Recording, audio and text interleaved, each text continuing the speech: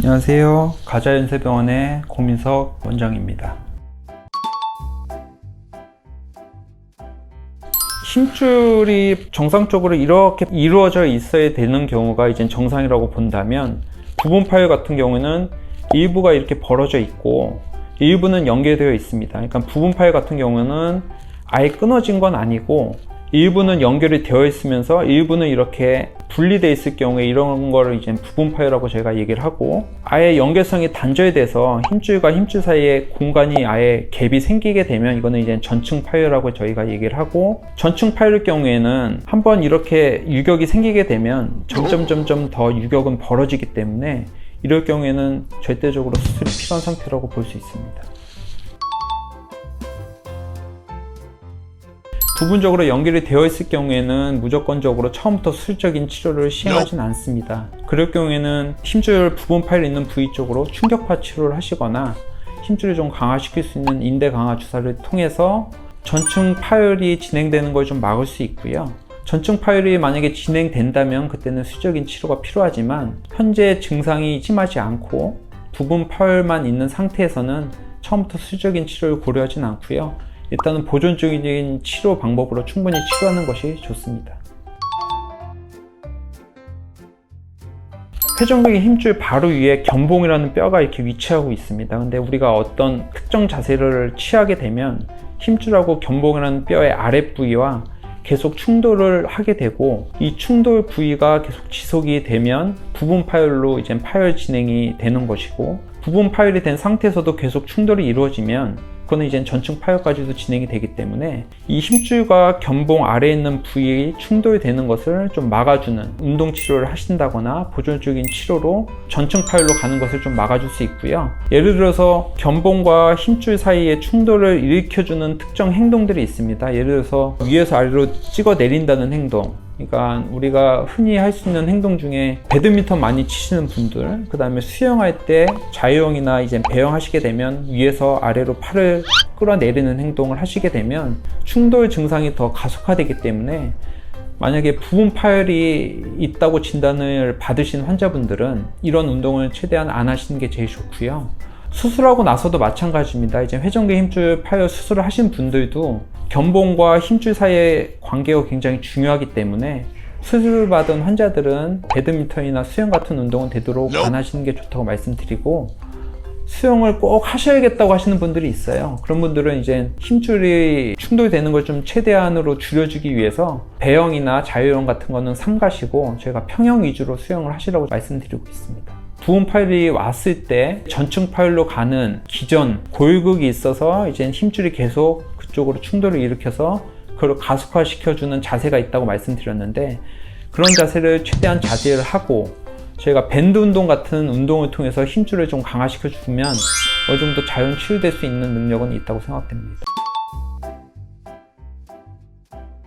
외래에서 환자가 어깨 통증으로 오게 되면 엑스레이를 기본적으로 찍고 외래 환자를 보게 되는데요. 엑스레이 찍자마자 환자분들이 힘줄 괜찮나요? 이렇게 여쭤보는 분들이 많이 있어요. 근데 이제 회전근개 힘줄 자체는 이제 엑스레이 상으로 알 수 있는 구조물이 아니기 때문에, 일단 회전근개 힘줄 파열이 많이 의심된다고 하는 환자들은 MRI나 초음파 같은 정밀 검사를 통해서 힘줄 상태를 확인을 하고요. 힘줄 상태를 확인을 한 후에 수술 여부를 이제 결정을 하게 됩니다. 환자가 오시게 돼서 이제 힘줄 파열이 있는지 여부를 이제 확인을 해야 되니까 제가 이제 MRI 검사를 하자고 하면 환자분들의 대다수는 초음파로는 안 되나요? 이렇게 여쭤보는 분들이 많은데, 물론 초음파로 확인할 수 있는 경우도 있습니다. 예를 들어서 힘줄 파열이 광범위하게 이루어지거나 힘줄 파열이 좀 심하게 있는 경우에는 초음파 상으로도 힘줄 파열이 많이 진단이 되는데, 예를 들어서 뭐 부분 파열이라든가 힘줄이 어떤 특정 부위에 국소적으로 있을 경우에는 초음파상으로 이제 감지되는 능력이 좀 떨어지기 때문에 MRI 같은 정밀 검사를 통해서 더 정확한 진단을 내릴 수 있습니다. 처음에 이제 외래 환자 오신 분들 중에 어깨에 힘줄 파열이 많이 의심이 돼서 MRI 검사를 해보니 전층 파열이 발견이 됐고, 제가 이제 수직적인 치료를 권유드렸는데 환자분이 현재 증상이 심하진 않다고 해서 팔로업이 이제 로스가 돼서 한 1년이나 2년 뒤에 온 환자가 있었습니다. 팔을 거의 들어올리지 못하는 상태로 다시 내원을 했기 때문에 힘줄 파열이 더 많이 진행됐을 가능성이 높아서 다시 한번 MRI를 진행을 했고, 결과를 보면 힘줄과 힘줄 사이의 유격이 너무 많이 벌어져 있는 상태로 오셨기 때문에 내시경 쪽으로 힘줄을 봉합하는 것은 불가능하다고 판단이 돼서 이 환자는 결국 인공관절을 하게 됐는데요. 부분 파열 같은 경우에는 어느 정도 연결성이 유지되고 있기 때문에 통증이 심하지 않으면 일단은 보조적인 치료로 많이 호전을 보일 수 있는 경우가 많은데, 전증 파열일 경우에는 힘줄 사이에 어느 정도 유격이 생긴 거기 때문에 그대로 두게 되면 힘줄 사이가 점점 벌어지게 됩니다. 힘줄 사이가 점점 벌어지게 되면 지금은 증상이 없더라도 나중에는 증상이 더 심해질 수가 있고, 나중에는 팔을 들어 올리는 근력도 많이 떨어지기 때문에 전증 파열이 발견이 된다면 지금 현재 증상이 없더라도 수시적인 치료가 원칙이라고 할 수 있습니다. 처음에 전증 파열이 있을 때 그대로 방치하게 되면 이거는 나중에 증상이 당연히 생길 수밖에 없고, 인공관절 같은 더 큰 수술로 진행될 가능성이 높기 때문에 일단 전증 파열이 진행이 되면 빠른 시일 내에 수시적인 치료가 필요한 상태라고 볼 수 있습니다. 회전근개 힘줄 파열이 있을 때 이제 봉합술을 시행하게 되면, 이전에는 미니 절개라고 해서 근육을 가르고 들어가서 힘줄을 직접 노출시킨 다음에 힘줄을 봉합을 했는데요. 아무래도 근육을 가르고 들어가는 방법이기 때문에 근육 손상이 올 수가 있고 수술 부위 통증을 많이 호소하십니다. 왜냐면 수술 절개 부위가 어느 정도 크게 들어가기 때문에 수술 부위 통증이 좀 심하게 있고 나중에 재활하는데 좀 어려움이 있기 때문에 요즘에는 거의 시행하지 않는 방법이고요. 요즘에는 미니 절개 방법이 아닌 이제 포탈을 이용해서 구멍을 뚫어서 내시경을 삽입을 하고 내시경으로 직접 보면서 회전근개 힘줄을 봉합을 하는 방법을 사용하고 있습니다. 회전근개 힘줄을 봉합하는 방법이 여러 가지 있는데요. 초기에는 일렬 봉합이라고 해서 힘줄과 뼈 사이 이격된 부위를 말 그대로 한 줄로 봉합을 하는 방법을 사용했는데요. 이런 방법 자체는 이젠 접촉면이 충분하지가 않기 때문에 나중에 재파열 빈도가 높아져서 요즘에는 이중 봉합이라고 해서 말 그대로 2열로 꼬매주는 방법입니다. 예전에는 1열 봉합을 했다면 지금은 2열 봉합을 통해서 접촉면을 좀 넓혀주고, 접촉면이 이제 넓게 되면은 회전근개 재파열이 오는 빈도가 확연히 떨어진다고 알려져 있어서 요즘에는 이제 2열 봉합을 많이 사용하게 됩니다. 수술 기법이 점점 발전을 하고 이제 어떻게 하면 이제 재파열 빈도를 줄일 수 있을까 연구를 하다가 2열 봉합 중에서도 그 위를 힘줄을 한 번 더 덮는 개념으로 이제 브릿지 봉합 방법이 개발이 되었는데요. 아무래도 이제 2열 봉합을 하고 그 윗부분을 다시 한번 덮어두는 개념이기 때문에 2열 복합보다도 좀 더 안정적으로 힘줄 봉합이 이루어질 수 있다고 생각됩니다. 교량형 복합 방법이 제일 좋은 방법이라고 할 수는 있지만 모든 환자에서 이제 다 적응할 수는 없고요. 예를 들어서 힘줄 파열이 광범위하게 있는 분들은 무리하게 힘줄을 끌어당겨서 브릿지 이중 봉합으로 하게 되면 힘줄의 혈액 공급도 원활하지 않게 되고 힘줄의 텐션도 많이 가해지기 때문에 그럴 경우에는 오히려 재파열 빈도가 더 높은 걸로 논문에 보고되고 있어서 힘줄 파열이 광범위하게 있는 분들한테는 오히려 예전에 일렬 봉합이 더 안정적인 방법이라고 생각이 됩니다.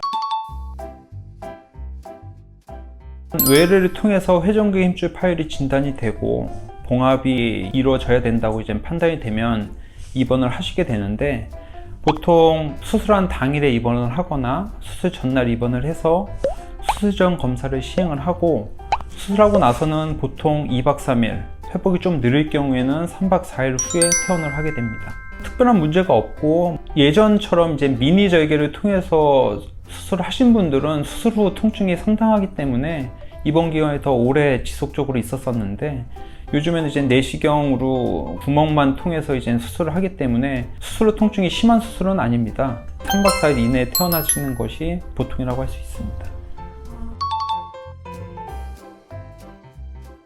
저희가 보통 2박 3일 또는 3박 4일 이후에 퇴원을 하게 되면 수술 부위가 크지 않기 때문에 보통 본인 자가 소독을 할 수 있고요.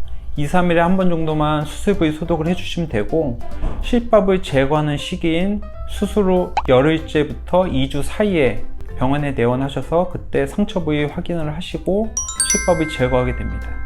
수술 부위가 크지 않기 때문에 수술 부위는 간단하게 베타딘 용액을 소독을 해주시면 되고요. 밴드 간단하게 붙이시는 것만으로도 충분히 자가 소독이 가득한 상태입니다. 또 상처 부위에 어떤 물이 들어가거나 이물질이 들어가는 것은 상처 부위가 치료되는데 저해 요인이 될 수 있기 때문에 방수 밴드 붙이시는 것이 좋습니다. 팔 크기에 따라서 조금 변동은 있을 수 있지만 보통 수술 후 4주에서 6주까지는 보조기 착용하는 것이 기본입니다. 회전근개 힘줄 봉합술을 받고 보통 보조기 착용을 하게 되는데요. 보조기 착용을 하는 이유는 이제 어깨 수술 부위를 안정화시켜주기 위해서 당분간 고정을 하는 건데, 아무래도 고정을 하게 되면 목이랑 어깨 주위 근육이 많이 경직되고 강직이 오기 때문에 이걸로 인한 통증이 올 수 있습니다. 어느 정도의 통증은 있을 수 있고요. 이런 통증을 좀 경감시키기 위해서는 적당한 스트레칭이 필요하다고 할 수 있습니다. 재활 운동이라는 개념이 어떤 개념에 따라서 달라지는데, 보조기 착용하는 기간 동안에 주위 관절이나 목 주위 근육 같은 것이 강직이 오는 걸 막기 위해서 스트레칭 하는 것은 재활 개념으로 볼 수도 있고, 그런 거를 재활 개념으로 본다면 수술하고 나서 바로 재활이 들어가는 건데, 보조기 빼고 이제 수동적으로 운동을 해주고 능동적으로 운동을 해주는 게 이제 재활 개념으로 본다면 수술 후 4주째부터 이제 재활 운동이 본격적으로 시작한다고 볼 수 있겠습니다. 수술을 하고 나서 4주에서 6주 정도 보조기 착용하는 기간 동안에는 어차피 어깨를 움직일 수 없을 정도로 이제 보조기가 잡아주기 때문에 그 기간에는 크게 문제가 되진 않지만, 이제 보조기 제거하고 나서가 이제 문제인데, 이제 어떤 분들은 보조기를 제거하고 나서 모든 상황이 끝났다고 생각하시고 어깨를 막 쓰시는데, 회전근개 힘줄 수술 자체가 물론 수술하는 방법이나 수술하는 기법, 그 다음에 수술하는 의사의 숙련도가 굉장히 중요한 수술이지만, 수술하고 나서 어떻게 관리하는지도 굉장히 중요합니다. 수술하고 나서 힘줄 봉합을 하고 나서 다 끝나는 게 아니라, 궁극적으로는 힘줄이 뼈에 봉합이 된 상태에서 힘줄하고 뼈하고 어느 정도 안착이 되는 기간까지가 보통 3-4개월 정도 걸립니다. 초기에는 힘줄이 수술하게 될 때 상완골이라는 뼈에 나사를 고정을 하고 그 나사에 연결되어 있는 봉합사를 이용해서 힘줄을 봉합을 하게 되는데, 초기에는 이 봉합사의 힘으로 힘줄이 유지가 되지만 3-4개월 정도 지난 다음에 한 6개월 정도 지나게 되면 이 봉합사하고 나사는 자연적으로 흡수가 됩니다. 수술한 직후에 보조기를 빼고 나서 갑자기 팔을 앞으로 뻗는 행동을 한다거나, 무거운 물건을 들어서 어깨 힘줄 부위를 악화시킨다거나, 수술 부위 쪽으로 돌아 눕게 되면 그쪽으로 압력이 올라가게 돼서 수술 부위가 치유되는데 장애 요인으로 작용을 하기 때문에 이런 행동은 절대로 하시면 안 되는 행동이라고 할 수 있습니다. 외래 오시는 분들 중에 이렇게 질문하시는 분들이 많으신데요. 활동적인 활동을 하시는 분들, 예를 들어서 뭐 택배를 하신다든가 아니면 어떤 활동적인 작업을 많이 하시는 분들은 보조기 착용하는 기간 4주에서 6주 기간 동안에는 당연히 일을 하실 수는 없고요. 4주에서 6주 정도 보조기를 하시고 나서 제거한 후에 보면 이제 어깨가 많이 굳어 있습니다. 어깨가 굳어 있는 상태에서 일을 하시는 것은 무리가 있을 수 있기 때문에 어느 정도 재활 기간이 필요하고, 어느 정도 활동적인 일을 하시는 분들일수록 재활 기간이 더 길어지겠죠. 그래서 보통은 어떤 어깨를 움직임을 과하게 사용하거나 어깨 쪽으로 이제 활동적인 일을 하시는 분들은 수술 후 적어도 한 3개월 정도까지는 일을 삼가시는 게 중요하고, 예를 들어서 뭐 활동적인 일을 하지 않고 사무직 같이 어떤 간단한 업무 같은 일을 하시는 분들 같은 경우에는 보조기 제거하고 나서 바로 활동하는 것이 가능합니다. 보조기 제거하고 나서 어깨에 힘이 무리하게 가해지는 행동만 아니면 보조기 빼고 나서 어느 정도 업무는 보실 수 있기 때문에 어떤 활동을 하시냐에 따라서 일에 복귀를 하시는 기간은 차이가 있을 수 있습니다. 환자분 상태나 그다음에 환자분이 어떤 활동을 하시는지에 따라서 그건 달라질 수 있습니다. 2주 뒤에 실밥을 제거하게 되면 보조기 착용을 한 상태에서 하루에 한 3번 정도씩 한 10분 정도 소요되는 시계추 운동이라고 있습니다. 이거는 보조기 착용 기간 동안에 하는 운동인데요. 보조기를 착용을 오래 하게 되면 어깨 주위 근육이 강직이 오게 되고 그게 또 다른 통증을 유발하고 나중에 어깨가 많이 굽게 되면 재활 기간이 더 길어지기 때문에 보조기를 잠깐 빼시고 시계추 운동을 함으로써 어깨 강직이 오는 것을 좀 막을 수 있고요. 스스로 4주 정도 되게 되면 보조기를 제거하게 되는데, 보조기를 제거하게 되면 초기에는 팔을 직접적으로 이렇게 들어 올리는 연습을 하시면 안 되고요. 팔꿈치를 손으로 잡아주고 팔을 들어 올리는 행동을 하는 수동적 거상 운동을 하게 됩니다. 아직 힘줄 부위가 안착이 되기 전이기 때문에 능동적으로 팔을 들어 올리게 되면 힘줄 부위에 다시 재파일이 오는 빈도가 올라간다고 알려져 있기 때문에 초기 4주에서 6주간은 수동적으로 팔을 들어 올리는 운동을 하시게 되고, 스스로 6주 이후가 되게 되면 어느 정도 힘줄 봉합 부위가 안정화되기 때문에 그 이후부터는 이제 능동적으로 팔을 들어 올리는 능동적 거상 운동을 시행하게 됩니다. 그리고 수술 후 3개월 이후가 되게 되면 힘줄과 뼈에 어느 정도 안착이 이루어지는 시기이기 때문에 그 이후부터는 어느 정도 근력 운동도 가능하고 힘줄을 강화시킬 수 있는 밴드 운동 같은 근력 운동도 가능합니다. 외래에서 환자 오게 되면 운동은 언제부터 할 수 있어요? 라고 이렇게 묻는 분들이 환자분들이 많은데, 이런 이유 때문에 운동을 하거나 일반적인 스포츠 활동 하는 거는 수술 후 3개월 이후부터 가능하다고 할 수 있습니다.